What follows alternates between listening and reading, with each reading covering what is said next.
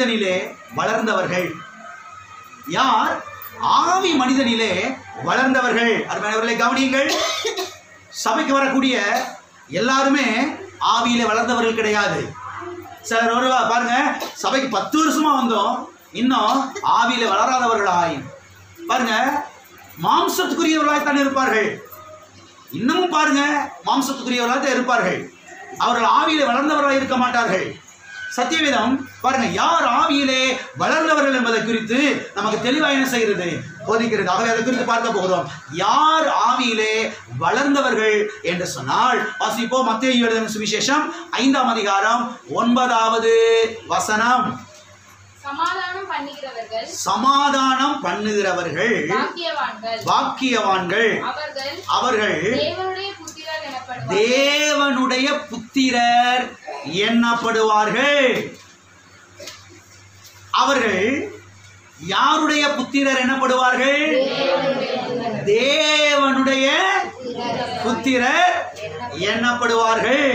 சமாதானம் பண்ணுகிறவர்கள் பாக்கியவான்கள். பாக்கியவான்கள் என்றால் blessed people, ஆசீர்வதிக்கப்பட்ட ஜனங்கள், கொடுத்து வைத்த ஜனங்கள், பேறு பெற்ற ஜனங்கள். அவர்கள்தான் எவர்கள்? சமாதானம் பண்ணுகிறவர்கள். சமாதானம் பண்ணுகிறவர்கள் அவர்கள்தான் பாக்கியவான்கள். அவர்கள் தேவனுடைய புத்திரர் எண்ணப்படுவார்கள். அவர்கள்தான் தேவனுடைய புத்திரர்கள். எல்லாம் இருக்கிறீங்களா? அவர்கள் யாருடைய புத்திரர்கள் எண்ணப்படுவார்கள்? தேவனுடைய பிள்ளைகள் என்று எண்ணப்படுவார்களா, அல்லது தேவனுடைய புத்திரர் என்று எண்ணப்படுவார்களா? எப்படி போட்டு பைபிள்ல? ரெண்டு ஒண்ணு தானே. தேவனுடைய பிள்ளைகள் என்றாலும் ஒண்ணு தானே, தேவனுடைய புத்திரர் என்றாலும் ஒண்ணு தானே. இதை கவனிச்சுட்டு வரீங்களா? எனக்கு 16 வயசுல ஒரு பிள்ளை இருக்குது, 9 வயசுல ஒரு பையன் இருக்கிறான். ரெண்டுமே எனக்கு பிள்ளைங்க தான். ஆனா அது வளர்ந்த பிள்ளை, இது அது வளர்ந்த பிள்ளை, இது வளராத பிள்ளை. ரெண்டுமே எனக்கு யாருதான்? பிள்ளை தான். இதுல எந்த சந்தேகம் கிடையவே கிடையாது. நீங்க தேவனுடைய பிள்ளை தான், இதுல எந்த சந்தேகமும் கிடையாது. ஆனா வளர்ந்த பிள்ளையா வளராத பிள்ளையான்றது இப்ப என்ன செய்யணும்? செக் பண்ணி பார்க்கணும். இருக்கிறீங்களா? சமாதானம் பண்ணுகிறவர்கள் பாக்கியவான்கள், அவர்கள் தேவனுடைய பிள்ளைகள் என்று எண்ணப்படுவார்கள் என்று இங்க சொல்லல, தேவனுடைய புத்திரர் என்று எண்ணப்படுவார்கள் என்று சொல்லப்பட்டிருக்கிறது. எல்லாம் இருக்கிறீங்களா? இது வளர்ந்த பிள்ளை, இது சரீரத்துல வளர்ந்துருக்குது. சரீரத்தில் வளர்றது மாத்திரம் இல்ல, மனதிலே என்ன செய்யணும்? வளர்ச்சி அடையணும். இருதயத்தில் என்ன செய்யணும்? வளர்ச்சி அடையணும். எனவே வளர்ந்தவர்களுக்கு பயன்படுத்தப்பட்ட ஒரு வார்த்தை தான் புத்திரர். எனவே யார் ஆவியிலே வளர்ந்தவர்கள் என்றால் மற்றவர்களோடு சமாதானம் பண்ணுகிறவர்கள், மற்றவர்களோடு சமாதானத்தை ஏற்படுத்துகிறவர்கள். அவர்கள்தான் தேவனுடைய புத்திரர் என்று எண்ணப்படுவார்கள். இருக்கிறீங்களா?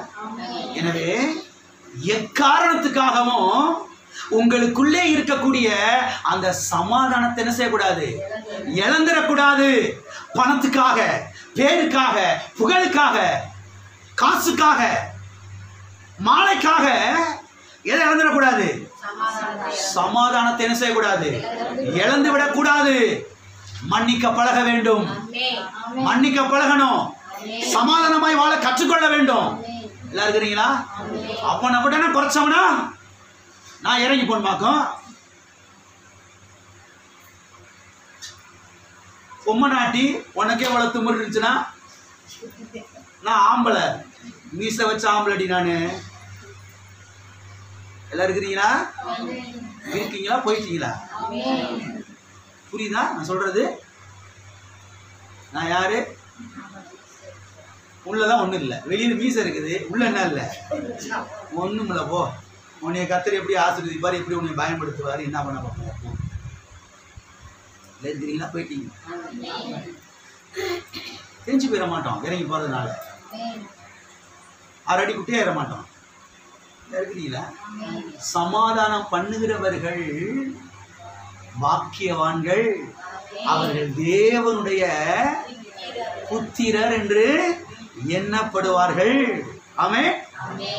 இந்த வசனத்திலே குழந்தைகள் என்கிற வார்த்தை பயன்படுத்தப்படல, குமாரர்கள் என்கிற வார்த்தை பயன்படுத்தப்படல, பிள்ளைகள் என்கிற வார்த்தை பயன்படுத்தப்படல, புத்திரர் என்கிற வார்த்தை என்ன செய்யப்பட்டிருக்கிறது?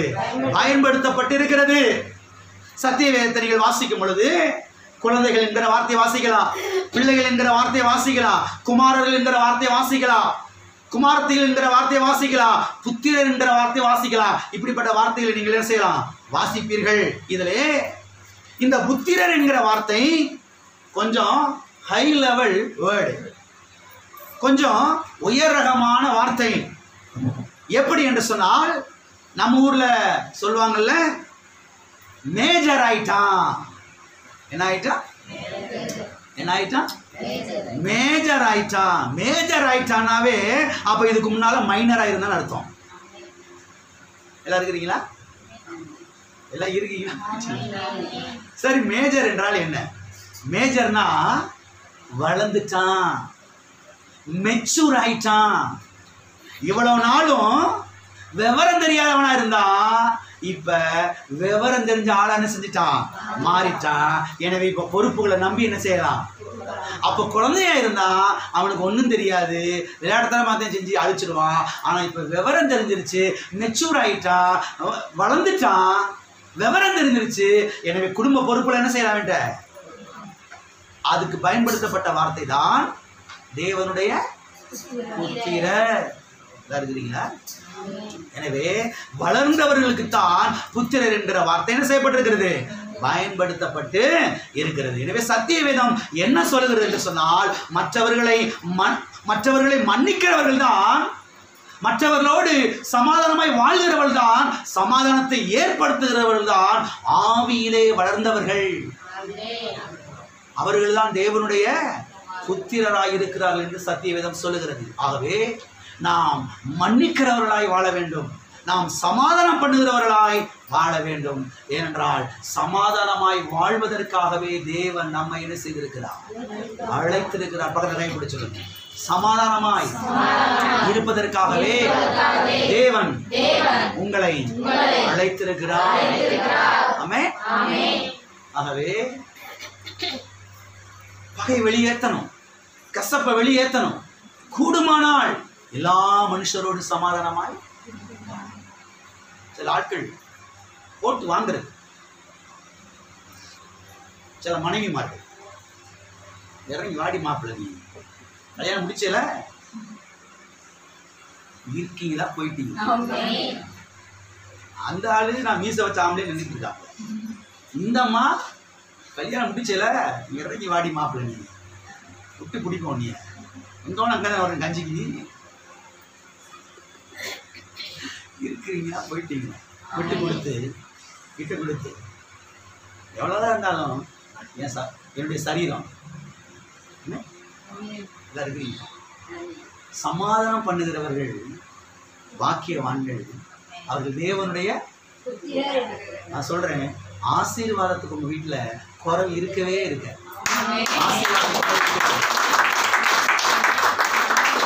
சில காரியத்துக்காக நீங்க ஜெபிக்காமலேயே அது உங்க வீட்டுக்கு வந்துடும். உண்மைங்க. நீங்க சமாதானமா வாழ்ந்தீங்கன்னா, நீங்க சில காரியத்துக்காக ஜெபிக்காமலேயே உங்க வீட்டுக்கு அந்த பொருள் என்ன செஞ்சிடும்? அந்த ஆசீர்வாதம் வந்துடும். ரகசியத்தை கவனித்துக் கொள்ளுங்க. ஆமே, எல்லாம் இருக்கிறீங்களா? அப்ப யார் வளர்ந்தவர்கள்? சமாதானம் பண்ணுகிறவர்கள். நம்ம சபைக்குள்ளேயே மூஞ்சி ஊத்தி எடுத்துறோமே. இருக்கீங்களா? போயிட்டீங்க. எதுக்கு சிரிக்கிறீங்க? அப்ப ஏதோ இருக்குதுன்னு. சபைக்குள்ளேயே எங்க மூஞ்சியை வெட்ட, முகரைய வெட்ட, கழுத்தை வெட்ட பார்த்து எப்படி ஆசீர்வாதம் வரும் வீட்டுல? எப்படி ஜெபத்துக்கு பதில் வரும்? எப்படி நன்மை உண்டாகும்? எப்படி நிம்மதியை தூங்க முடியும்? எப்படி சுகமா வாழ முடியும்? எப்படி ஆரோக்கியமா வாழ முடியும்? எப்படி தீர்க்காயசா வாழ முடியும்? எப்படி நிம்மதியா தூங்க முடியும்? கேக்குறீங்களா? சமாதானமாய் இருக்கும்படிக்கு, சமாதானமாய் வாழும்படிக்கு கர்த்தர் நம்ம என்ன செய்திருக்கிறார்? அழைத்திருக்கிறார். வாசிப்போம். எபேசியர் 5ஆம் அதிகாரம் 21வது வசனம். தெய்வ பக்தியோட ஒருவருக்கொருவர் கீழ்ப்படிந்து இருங்கள். தெய்வ பயத்தோட ஒருவருக்கொருவர் கீழ்ப்படிந்திருங்கள். ஒருவருக்கொருவர். யார் அந்த ஒருவருக்கொருவர்? யார் அந்த ஒருவருக்கொருவர்? இந்த இடத்துல நீங்க வீட்டில் வாசிங்க. இந்த இடத்துல குறிப்பாய் புருஷனை மனைவி பத்தி பேசுற. புருஷன் மனைவி. அடுத்த வசனம் வாசிங்க. மனைவிகளின் ஆரம்பிக்கிறேன். அடுத்த 2 வசனம் பாருங்க தள்ளி. கணவன்மார்களே, புருஷர்களே.